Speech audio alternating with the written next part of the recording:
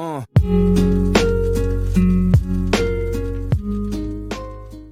guys, welcome to another day on the shop. Today, I've got a fan on in the corner, so it's kind of loud. But today, we're doing the transmission filter and oil on the old Chevy 1500.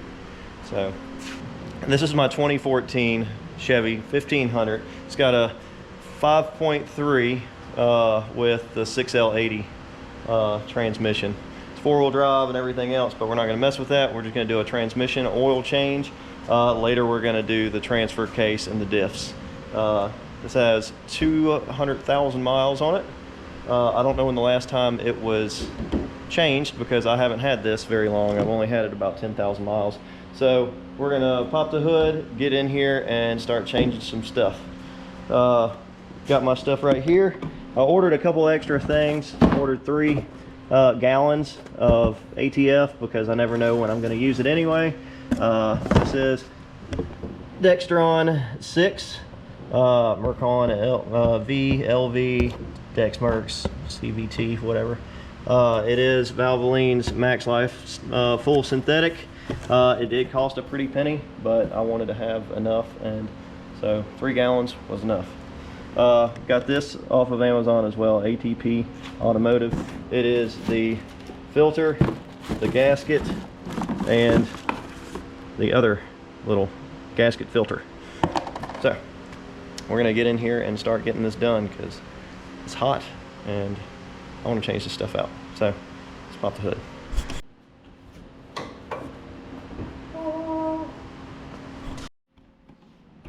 All right, well, back here, if you don't know, is the dipstick for the transmission. So the first thing we're gonna do, we're gonna pop this thing off. Slide it all the way out. And fluid doesn't look too bad, but like I said, I don't know when the last time it was changed, so we're just changing it anyway. I don't care. So we're setting that to the side. Now what we're going to do is we're going to drop a little pump line down here and pump as much fluid out as we can from the pan itself, so when we drop the pan it doesn't just throw fluid everywhere. We do have a couple of places to put the fluid when we're up under there, as of pans and whatnot. Pans right there, but we want to eliminate as much as we can. So got my old Harbor Freight pump. Found another tube that fits in here, so it's a little bit longer. On top of it should reach all the way down to the pan, because this bigger one, I don't know if it'll reach, and plus I've had to cut it because I burned it on exhaust before. And then these are all just the accessories that come with said thing, and then this is just a little brake clutch bleeder thing that I have from a long time ago. So let's get to pumping.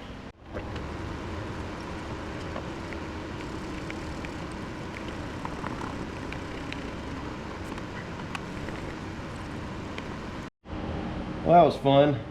Got about 5 quarts here. Still warm. I've been driving my truck today, so I'm gonna save this for recycling. Don't pour it in your yard. That's a bad thing. Oh, so I'm gonna move all this stuff out the way. We're gonna get the little creepy crawler out. So we're gonna move the dipstick. We'll wipe it off later. We'll move all this. Move all this. Keep in mind how much fluid you pumped out because you're gonna have to put it back. And if your converter sits there and leaks out after your first drive, you're probably gonna need to put some back in. If you got a toolbox, just throw a couple quarts in your toolbox. Makes all the sense in the world. So we're gonna hop up under here, and should be 18 10mm bolts. Plus, if you want to take off the little heat shield, it's 2 10mm bolts. So yeah, let's just go take a look. Man, I wish I had a lift. Oh, we're going the wrong way. It's not tall enough right here. We gotta go around. We're gonna go around the driver's side. Passenger side has a car in front of it. Oh, the tire. All right, come up under here with me. Oh. All right, it's gonna be warm because we're next to the exhaust, and like I said, I've been driving. All right, let's get some light down here. It's kind of sideways, and I'll turn you upside down. All right, so We can remove the seat shield. It won't take much. Two 10mm bolts. And we got 18 10mm bolts right here. My suggestion would be leave the two right here loose but still in. Take all the other ones out, and back here loosen this one, and slowly drain the pan with using this one. So you can use ramps. Ramps probably help a little bit too on this situation of sitting here up under here, or just not using a creeper. That helps too. But yeah, we're gonna knock this out really quick. If you have power tools, it helps. So we're gonna use power tools and get this done.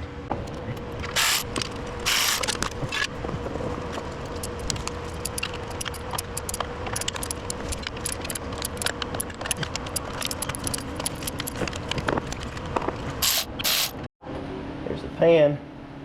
Got a little dent in it right here. I'm gonna knock those back down.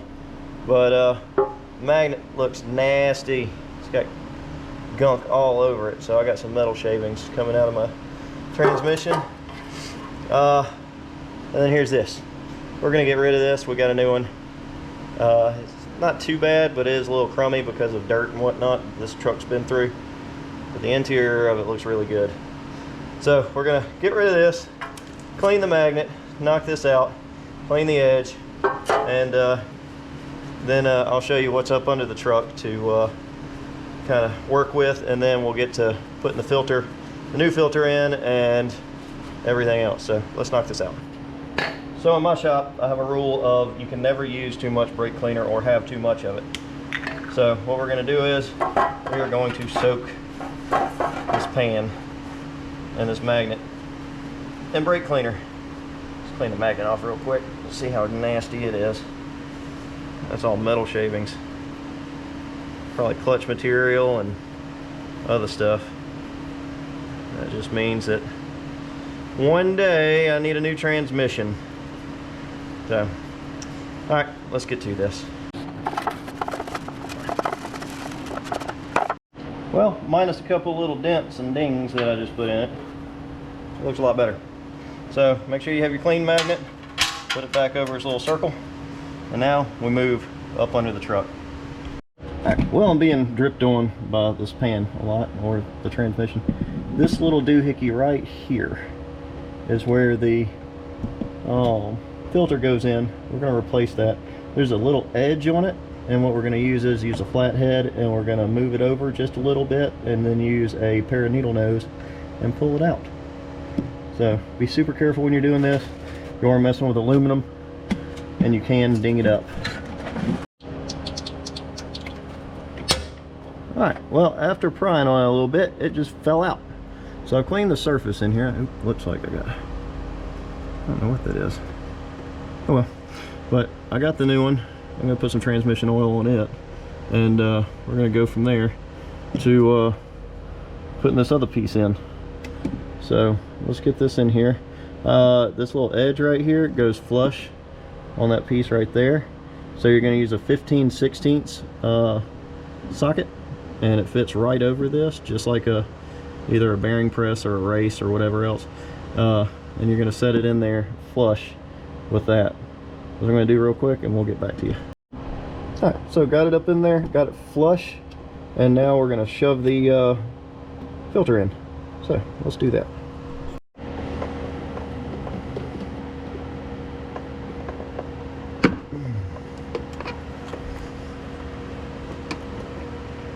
Perfect. Alright, now let's clean this edge, and we will then get the pan on.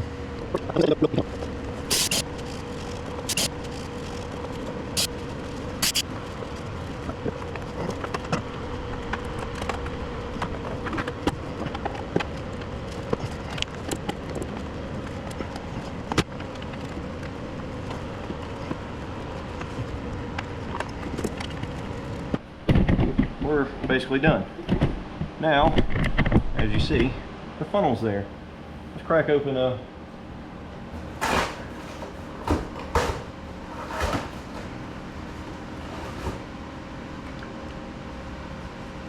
Alright, so got our Valvoline right here.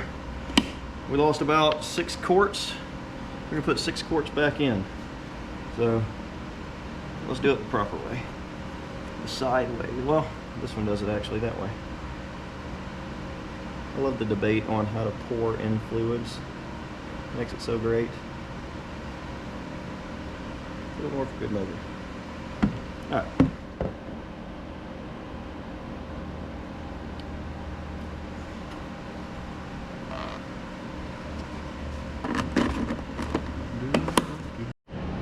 Now we got our dipstick back.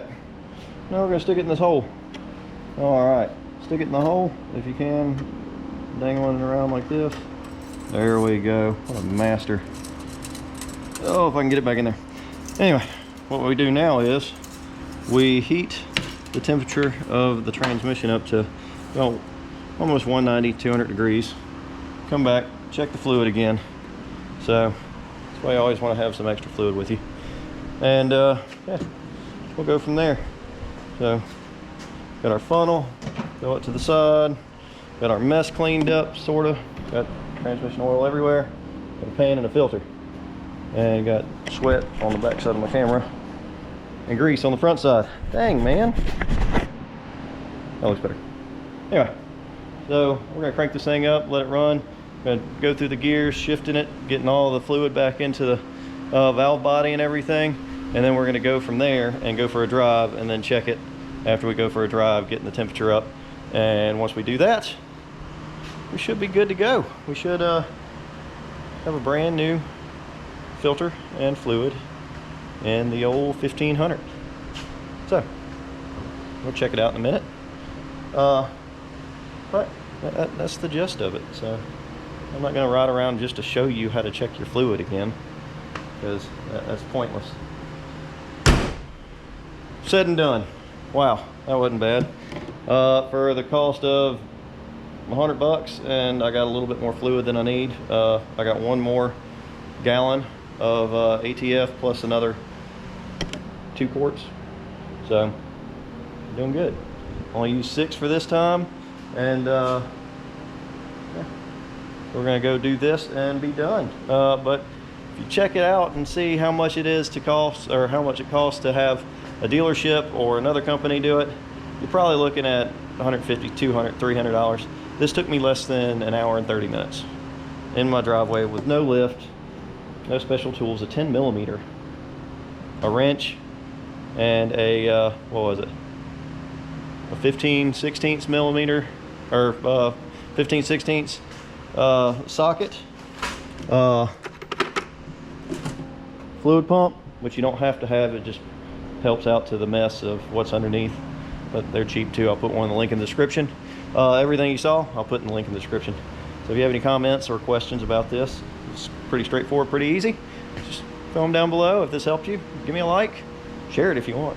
So, but if you have any other inquiries about anything, check out the other videos on the 1500 this year and the model before this, because I had one before. So yeah, if you like other content, my 240. My 80 Camaro's out there. It's coming back in the shop very soon. So is my 79 Jeep CJ. And we're going to get things rolling now. I have a lot more plans and time. So, until next time.